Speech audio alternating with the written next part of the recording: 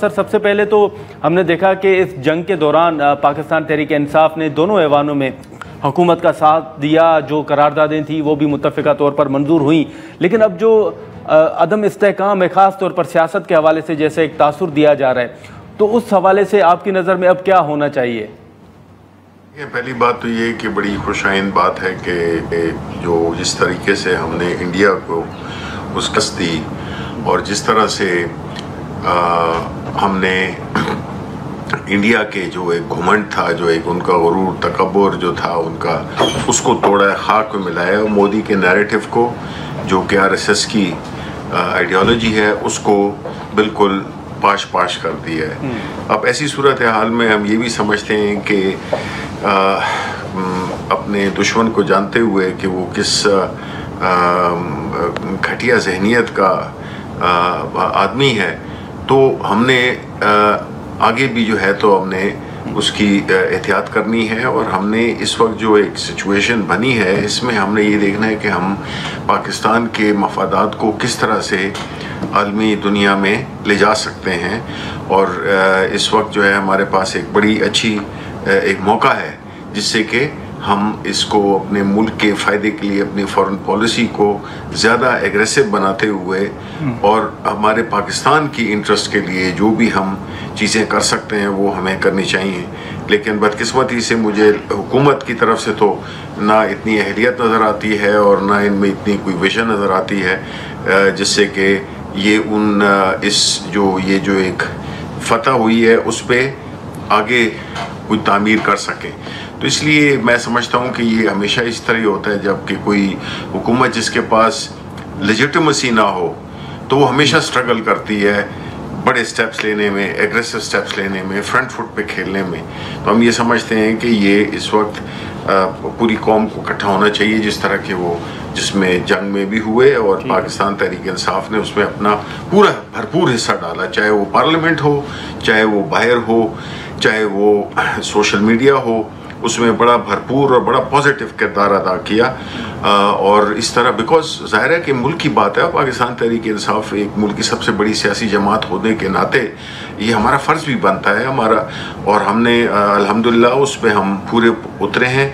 और हम आगे भी इसी तरह ही, जहाँ मुल्क की बात आएगी तो ज़ाहिर है कि हम अपनी जो हमारी ज़ाती क्या, जो हमारी जो सियासी इख्तिलाफ़ात हैं, हम उनको साइड पे रख के और मुल्क को हमेशा वो देंगे, प्रेफरेंस देंगे, प्रायोरिटी देंगे। लेकिन इसमें जो हुकूमत वक्त है, उन्होंने, हम समझते हैं कि थोड़ा लेट किया फैसला साजी में, और ये इससे भी बहुत ज़्यादा बेहतर हो सकता था। लेकिन ज़ाहिर है कि इस हुकूमत में न तो वो है क्लैरिटी है, ना इनमें कोई विजन है। और देख लेना कि अब जो दूसरी जमात है पाकिस्तान मुस्लिम लीग नून, उसमें नवाज शरीफ साहब बिल्कुल नज़र ही नहीं आए, और ये तासुर मिलता है कि उनके कोई कारोबारी इंटरेस्ट हैं जिसकी वजह से वो खामोश रहे। और जो इवन जो प्राइम मिनिस्टर हैं, उन्होंने भी अपना कोई ऐसे वाशगाफ अल्फाज में न मोदी की वो की है, क्रिटिसाइज किया है, ना उसके इस इक़दाम को किया है।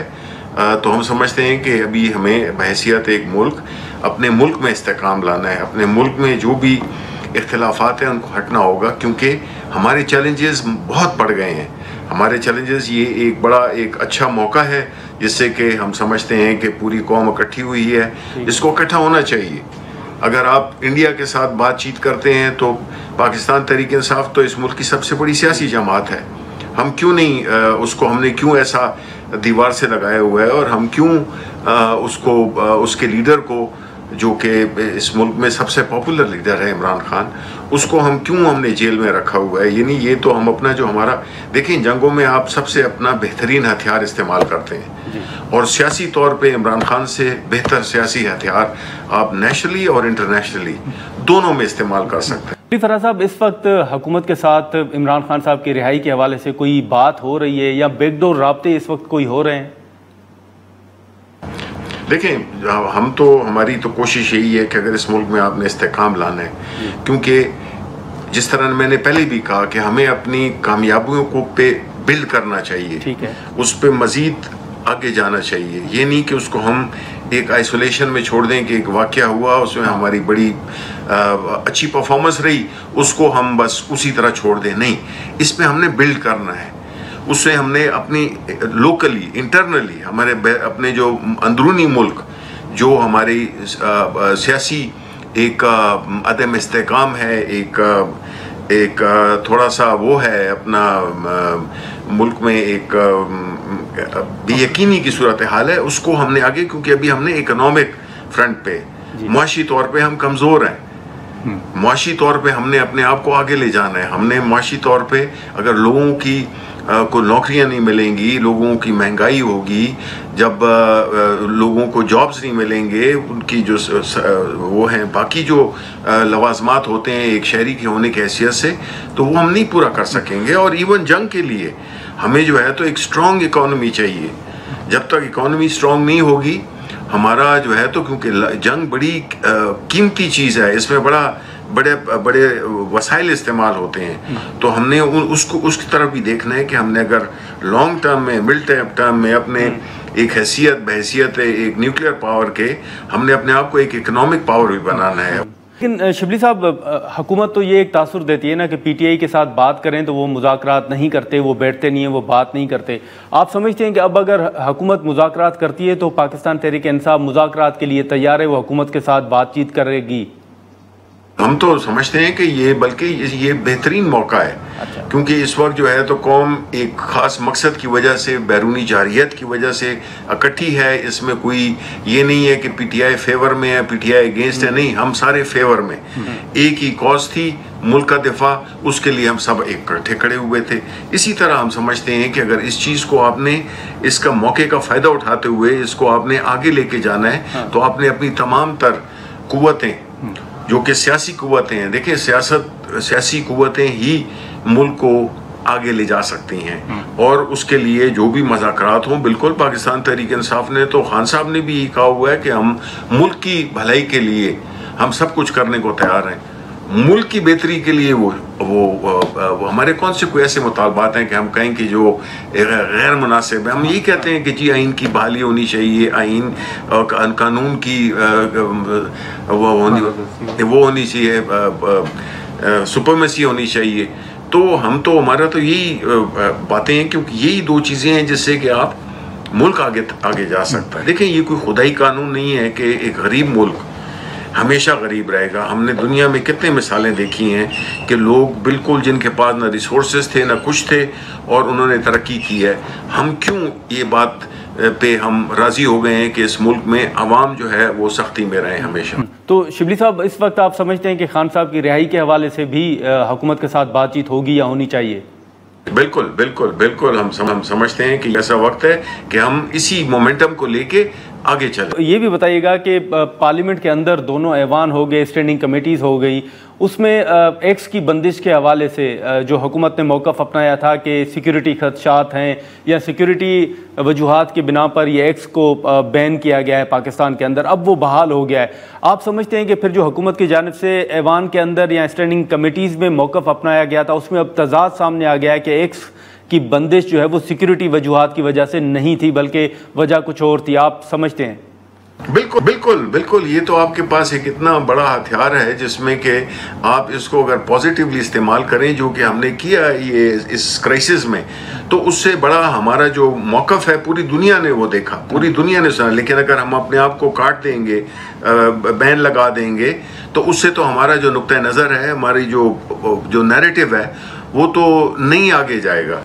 लेकिन अब ये भी बताइएगा कि अब जो ये पब्लिक अकाउंट्स कमेटी की चेयरमैनशिप के हवाले से कुछ कन्फ्यूजन जो है वो सामने आ रही है।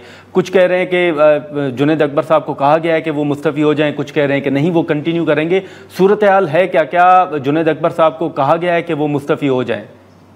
देखें, इसमें जो इंस्ट्रक्शंस जो मिली थी खान साहब की तरफ से, वो उसमें तो यही था कि खान साहब चाहते थे कि जुनैद अकबर साहब अपने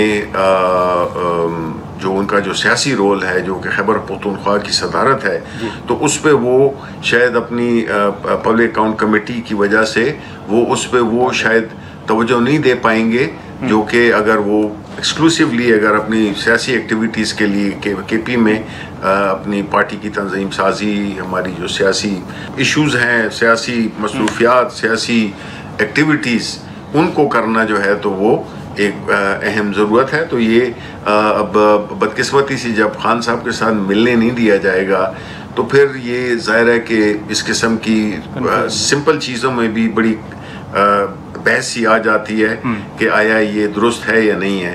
तो इसलिए खान साहब से मुलाकातों की भी हमारी जो रोकी हुई हैं, तो मेरा ख्याल है वो भी शुरू करनी चाहिए और एक वो हुकूमत को अपना एक वो दिखाना चाहिए कि देखें पाकिस्तान तहरीक इंसाफ ने एक बड़ा पॉजिटिव रोल अदा किया है इस पूरी क्राइसिस में। तो उनकी कम से कम जो एक बुनियादी चीज़ें हैं वो तो वो की जाए कि खान साहब से मुलाकात कराई जाए ताकि ये मजीद वो ना हो।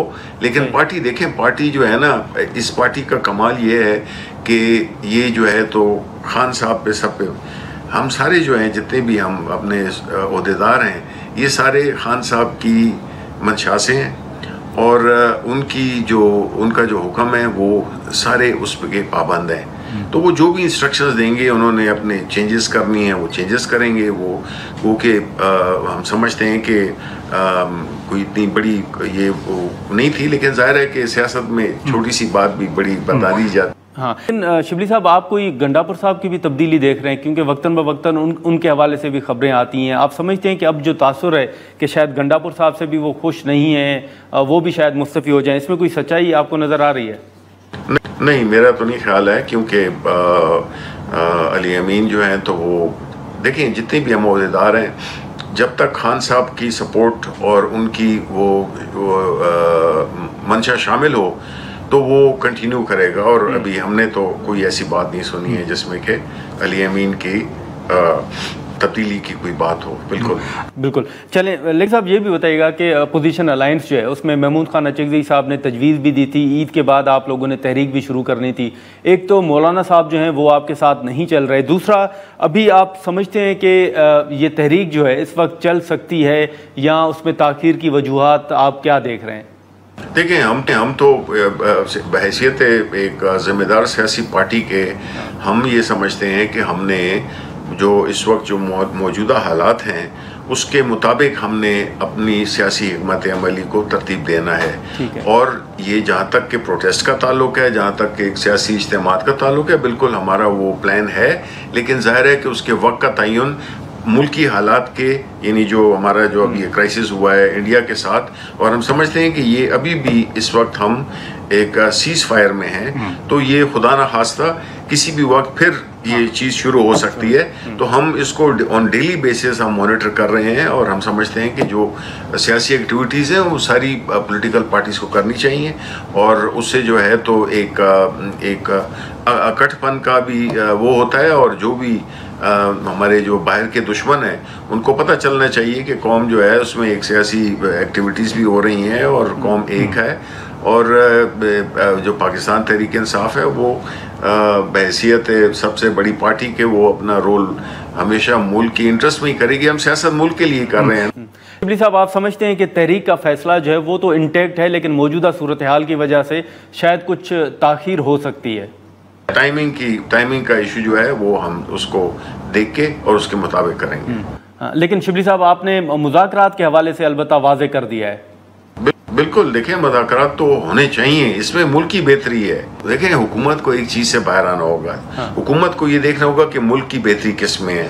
ये नहीं है कि वो इक़्तिदार से चिमटे रहें। उनको अगर ये एक वो है, एक खौफ है, एक डर है कि जी अगर पाकिस्तान तहरीक इंसाफ, और इसमें इन्होंने बड़ा गंदा रोल अदा किया है कि ये लड़ाते रहे हैं और इनको जब भी कोई मुज़ाकरात की या उसकी बात हो तो ये इसको कोशिश इनकी ये होती है कि ये नाकाम हो, इसलिए कि उनको पता है कि अगर पाकिस्तान तहरीक इंसाफ नॉर्मल हालात में आ गई तो फिर इनकी तो सियासत ख़त्म हो चुकी है। लेकिन अभी भी अगर ये थोड़ा बहुत भी अगर मुल्क की मोहब्बत रखते हैं तो इनको ये जो प्रेजेंट जो पॉलिटिकल वो है, क्योंकि ये इन लोगों में हमने देख लिया है इस क्राइसिस में कि इनके पास ना वो है अखलाकी जवाज़ है, ना इनके पास वो पॉलिटिकल सपोर्ट है लोगों की। तो अब आप समझते हैं कि हुकूमत असल में नहीं चाहती कि आपके मुज़ाकरात जो हैं वो कामयाब हों?